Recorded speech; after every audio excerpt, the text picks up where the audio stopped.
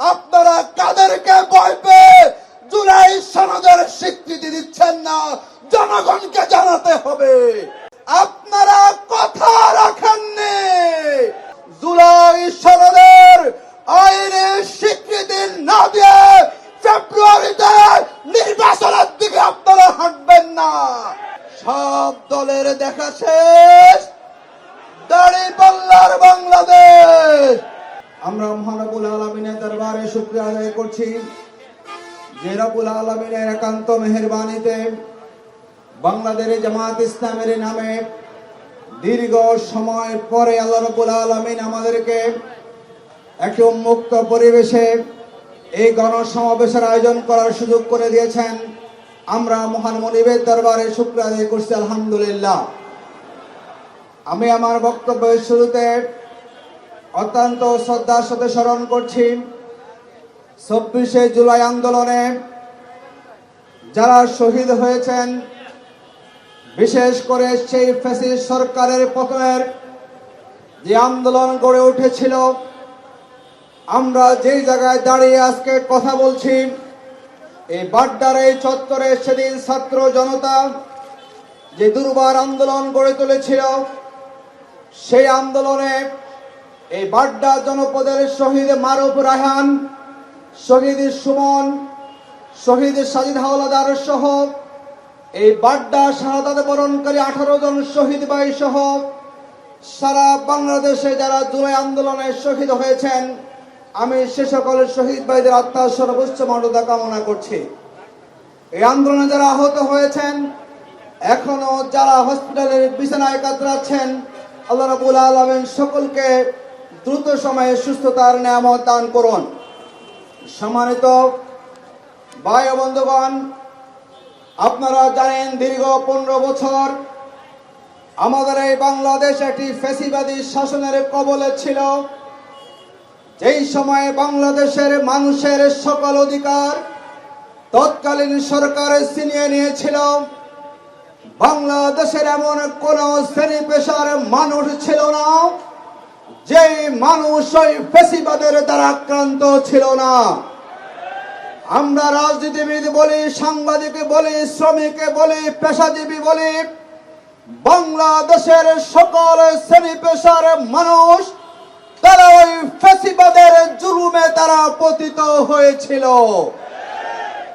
বাংলাদেশে তারা তিনটা নির্বাচন করেছিল, 14, 18 এবং 2024। যে নির্বাচনে বাংলাদেশের মানুষের তারা ভোটাধিকার হরণ করে নিয়েছিল। তারা গুম, খুন, আয়নাগর করে বাংলাদেশের মানুষকে ভীত সন্ত্রস্ত করে তারা দীর্ঘ সময় বাংলাদেশের মসনদে থাকার তারা পায়তারা করেছিল। তারা ভেবেছিল 2041 সাল পর্যন্ত নির্বিঘ্নে, নিশ্চিন্তে, বাধাহীনভাবে জনগণকে বুলেট দিয়ে মোকাবেলা করে তারা ক্ষমতা থাকার চেষ্টা করেছিল।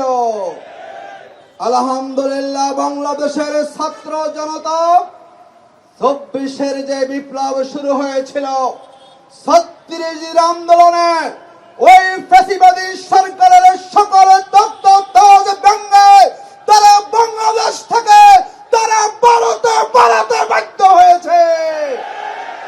ওই 15 বছরের ওই রাজরানী এখন বাংলাদেশের 56,000 বর্গ মাইলে কোনো ঠিকানা নাই। আমরা আজকের এই সমাবেশ থেকে দাবি জানাবো, অন্তর্বর্তীকালীন সরকারের প্রতি যারা আপনারা আজকে ক্ষমতায় এসেছেন, দেশের ছাত্র শ্রমিক জনতার রক্তের বদৌলতে আমরা বলবো, আপনাদের প্রথম কমিটমেন্ট ছিল আপনারা ফ্যাসিবাদের গণহত্যাকারীদের আপনারা বিচার করবেন। দুর্ভাগ্য হলো এখনো পর্যন্ত ওই ফ্যাসিবাদের মূল নেত্রী শেখ হাসিনা সহ আমরা কারো দৃশ্যমান বিচার লক্ষ্য করছি না। অন্তর্বর্তীকালীন সরকার আপনারা 2000 মানুষের জীবনের উপর দিয়ে 30,000 মানুষের রক্তাক্ত ক্ষত বিক্ষত শরীরের উপর দিয়ে আপনারা ক্ষমতায় বসেছেন। আপনারা ওয়াদা করেছিলেন রাষ্ট্র সংস্কার করবেন, কারণ 15 বছরে বাংলাদেশের এমন কোন সাংবিধানিক প্রতিষ্ঠান নাই যে প্রতিষ্ঠানকে ওই ফ্যাসিবাদী সরকার ক্ষত বিক্ষত করে দেয় নাই। কিন্তু আমরা দেখলাম আপনাদের 13-14 মাস পার হয়েছে, আপনারা কথা রাখেননি।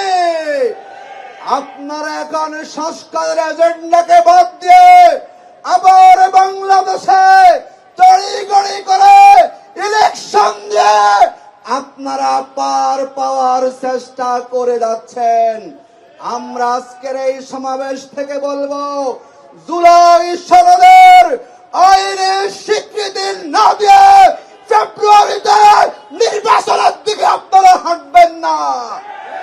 আমরা দেখতে পাচ্ছি দিবালোকের মতো যদি জুলাই সনদের আইনি ভিত্তি না দিয়ে আপনারা ফেব্রুয়ারি মাসে নির্বাচন করেন, আবার এই নির্বাচন হবে একটা বিতর্কিত নির্বাচন। আমরা খেয়াল করছি এই নির্বাচনে আবার কেন্দ্র দখলের পায়তারা চলছে, আবার এই নির্বাচনে কালো টাকার প্রভাব চলবে, আবার সন্ত্রাসী মস্তান গুন্ডা দিয়ে জনগণের ম্যান্ডেটকে ভিন্ন দিকে প্রবাহিত করার কোন চক্রান্ত জনগণের সহ্য করতে রাজি নয়। আমরা বলবো, ঐক্যমত কমিশনে 31টা দল নিয়ে আপনি সভা করেছেন, যেই 84টি বিষয়ে ঐক্যমত পোষণ হয়েছে। 26টা দল তারা জুলাই সনদের আইনি ভিত্তির ব্যাপারে একমত হয়েছে। তাহলে অন্তর্বর্তীকালীন সরকার আপনারা কাদেরকে ভয় পেয়ে জুলাই সনদের স্বীকৃতি দিচ্ছেন না, জনগণকে জানাতে হবে। জনগণকে অন্ধকারে রেখে, আড়ালে আবদারে রেখে কোন দলের প্রেসক্রিপশনে যদি আপনারা জুলাই সনদ নিয়ে তার বহানা করেন, প্রয়োজনে আমরা আপনাদেরকে ঘেরাও অভিযান পরিচালনা করব।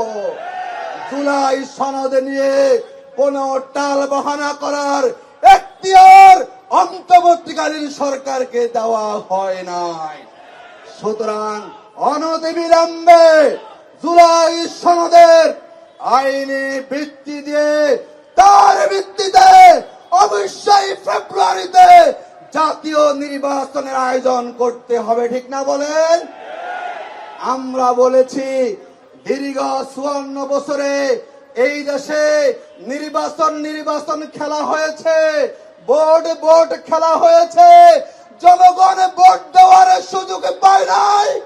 জামাত ইসলামী সহ ইসলামী দলগুলো বলেছে যে নির্বাচনে কালো টাকা বন্ধ করার জন্য, ক্ষমতার ভারসাম্যের জন্য, ফ্যাসিবাদের উত্থানকে ঠেকানোর জন্য সংসদের উভয় কক্ষে ফিয়ার দিতে হবে।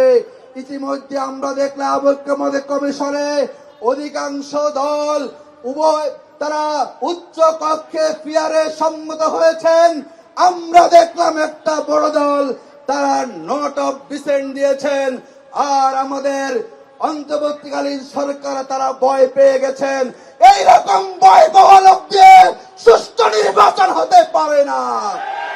আমরা বলবো ফিয়ার জনগণের দাবি, প্রয়োজনে আপনারা গণভোট নেন, দেখবেন দেশের জনগণ আর পুরানো সিস্টেমে তারা নির্বাচন দেখতে চায় না, ঠিক না বলেন? সুতরাং জনগণের দাবি মেনে নিয়ে জুলাই সনদের ভিতরে ফিয়ার দিয়ে যা যা সংশোধন করা দরকার সব সংশোধন করে একটা সুষ্ঠু নির্বাচন আপনাদের দেওয়া লাগবে, ঠিক না বলেন?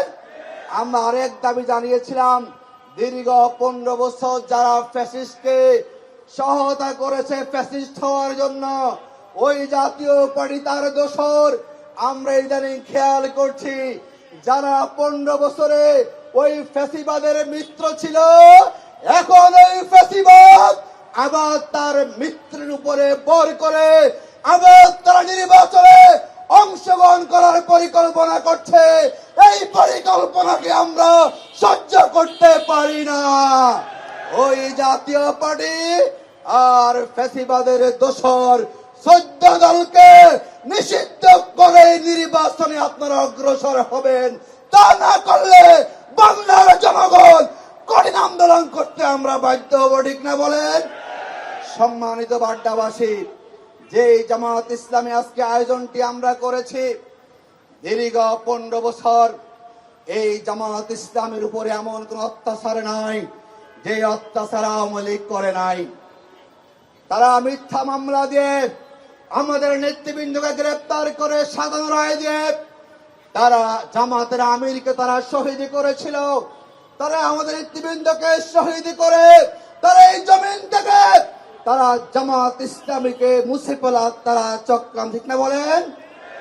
বিগত 15 বছরে জামাত ইসলামী সবচেয়ে মজলুম দল ছিল।